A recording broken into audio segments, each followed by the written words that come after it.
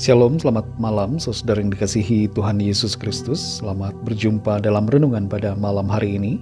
Saya mengucapkan salam sejahtera buat saudara semua dimanapun saudara berada. Damai dan sukacita oleh Roh Kudus melimpah senantiasa dalam hati dan kehidupan saudara semua. Sebelum kita mendengarkan renungan firman Tuhan, mari kita berdoa. Bapa Surgawi, Bapa dalam nama Tuhan Yesus Kristus, Tuhan dan Allah kami yang berkuasa dan yang sanggup melakukan segala perkara, yang selalu menolong dan menyatakan kemenangan bagi kami. Kami bersyukur untuk kemurahan-Mu, pimpinan-Mu di sepanjang hari ini. Oleh karena pertolongan-Mu saja kami dapat melalui semuanya. Saat ini kami mau mendengarkan sabda firman-Mu. Jamah hati kami Tuhan, supaya kami mengerti dan taat pada kebenaran firman-Mu. Dalam nama Tuhan Yesus kami berdoa. Haleluya. Amin. Saudara yang dikasihi Tuhan, ayat renungan kita pada saat ini terdapat dalam kitab Hakim-Hakim pasal 13 ayat yang pertama. Tertulis demikian. Orang Israel melakukan pula apa yang jahat di mata Tuhan. Sebab itu Tuhan menyerahkan mereka ke dalam tangan orang Filistin 40 tahun lamanya. Saudara yang dikasihi Tuhan, studi menunjukkan bahwa kebanyakan orang mengambil rute yang sama dari rumah untuk pergi ke tempat kerjanya setiap hari. Dan sebagian besar orang akan tetap pada rute yang mereka pilih, meskipun ada rute lain yang mungkin lebih cepat atau lebih baik. Mengapa hal seperti ini terjadi? Salah satunya adalah karena kebiasaan. Kita sudah terbiasa dengan hal itu dan tidak mau lagi memikirkan cara atau rute yang lainnya. Kita sudah merasa nyaman dan pengambilan rute itu sudah menjadi otomatis tanpa kita perlu berpikir.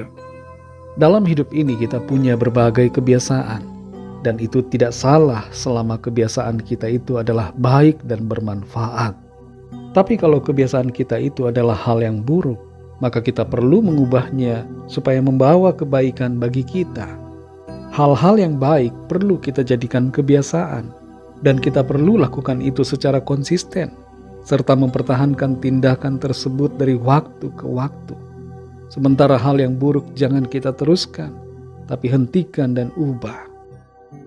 Dalam ayat ini kita membaca sebuah kebiasaan buruk dari bangsa Israel. Kebiasaan buruk mereka adalah berulang kali berbuat yang jahat, jatuh ke dalam dosa yang sama. Entah itu penyembahan berhala ataupun dosa-dosa yang lainnya. Pola kebiasaan seperti ini berlangsung berulang kali. Setiap kali ada masalah dan ditolong Tuhan, kebiasaan mereka berubah dari yang jahat menjadi baik. Tapi setelah masalah selesai, mereka kembali lagi kepada dosa dan kejahatan, melupakan dan meninggalkan Tuhan, kembali menyembah berhala-berhala, dan memiliki sikap hidup yang tidak benar. Kebiasaan mereka untuk berdosa terus menjadi pola yang sama yang mewarnai jalan hidup mereka. Akibat dari dosa dan kejahatan mereka itu, kembali Tuhan izinkan bangsa Israel ditindas oleh bangsa Filistin selama 40 tahun. Kita belajar di sini saudara bahwa kalau kita menyimpang dari kebenaran, maka akan ada konsekuensi akibat penyimpangan itu. Jangan pernah menganggap bahwa tidak akan ada hal buruk terjadi kalau kita hidup dalam dosa. Selalu ada konsekuensinya. Kalau kita tidak mau mengalami akibat yang buruk dari sikap dan kebiasaan kita yang berdosa, maka ubahlah kebiasaan hidup kita menjadi baik seturut dengan kehendak firman Tuhan. Untuk mengubah kebiasaan buruk, kebiasaan berdosa, perlu transformasi dalam hati kita. Selain kita beriman percaya kepada Tuhan, mengakui dosa dan bertobat, kita perlu melatih diri kita untuk memiliki kebiasaan baru, yaitu cara hidup yang benar, yang sesuai dengan kehendak Tuhan. Cintailah firman Tuhan, sebab apa yang kita cintai akan memotivasi kita untuk bertindak. Kalau yang kita cintai adalah firman-Nya, maka sikap dan kebiasaan kita akan menunjukkan akan firman-Nya itu. Ikutilah tuntunan Roh Kudus dan jangan dukakan Dia. Jangan takut dan jangan menunda-nunda untuk berubah. Kuasa Roh Kudus dapat mengubahkan kita seketika, asalkan kita mau taat dan berserah diri kepada Tuhan. Rajinlah berbuat baik. Milikilah kesenangan untuk melakukan hal-hal yang sesuai dengan firman-Nya. Biasakan dan latih diri kita setiap hari untuk melakukan hal-hal yang berkenan. 1 Timotius 4 ayat 7 berkata, latihlah dirimu beribadah. Jadi untuk hal-hal yang baik, untuk ibadah, untuk persekutuan dengan Tuhan, kita perlu melatih diri kita supaya memiliki kebiasaan yang baik dan berkenan. Mari kita belajar dari pola kebiasaan bangsa Israel yang tidak benar, agar kita tidak jatuh bangun dalam dosa, tapi kita senantiasa kuat di dalam Tuhan, melakukan kehendak-Nya, hidup berkenan seturut dengan firman-Nya. Mari kita berdoa. Kami bersyukur Tuhan untuk firman-Mu yang sudah kami dengar. Kami mengerti, kami belajar bahwa kehidupan kami ini butuh konsistensi untuk melakukan kebenaran di hadapan-Mu. Tolong kami Tuhan supaya kami kuat dan memiliki kebiasaan yang benar, kebiasaan yang baik dan berkenan.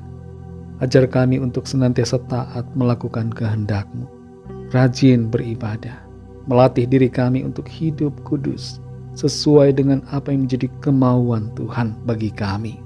Tuntun kami selalu ya Roh Kudus, supaya kehidupan kami memancarkan kemuliaan Tuhan.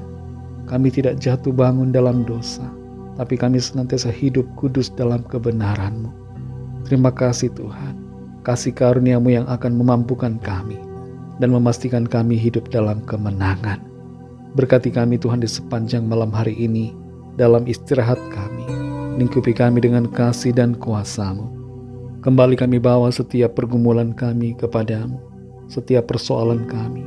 Biarlah Tuhan melawat kami masing-masing secara pribadi, menyatakan kuasa-Mu, menyembuhkan yang sakit, menguatkan yang lemah, melepaskan yang terikat terbelenggu dosa dan kuasa kegelapan, dan memberikan jalan keluar yang ajaib bagi setiap kami yang sedang dalam persoalan. Kami percaya kami alami pertolongan Tuhan, kami alami lawatan Tuhan yang memberi kemenangan. Ampunilah kami Tuhan akan dosa kesalahan kami, seperti kami juga mengampuni orang yang bersalah kepada kami. Berkatilah bangsa dan negara kami Indonesia, juga semua bangsa di dunia ini. Lawatlah dengan kasih dan rahmat-Mu, agar setiap orang dari segala bangsa mengenal-Mu ya Tuhan, sebagai Tuhan dan Juru Selamat. Terima kasih Bapa, dalam nama-Mu yang kudus, nama Tuhan Yesus Kristus, kami sudah berdoa dan mengucap syukur. Haleluya. Terimalah berkat Tuhan. Tuhan memberkati engkau dan melindungi engkau. Tuhan menyinari engkau dengan wajah-Nya dan memberikan kasih karunia. Tuhan menghadapkan wajah-Nya kepadamu dan memberikan damai sejahtera. Berkat anugerah dari Bapa Surgawi, cinta kasih karunia dari Tuhan Yesus Kristus, dalam persekutuan dan penghiburan Roh Kudus, menyertai kita semua sekarang ini dan sampai selama-lamanya. Dalam berkat nama Tuhan Yesus Kristus.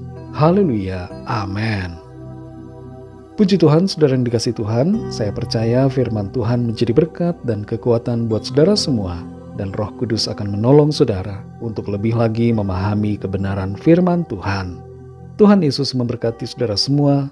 Sampai jumpa dalam renungan yang berikutnya. Haleluya.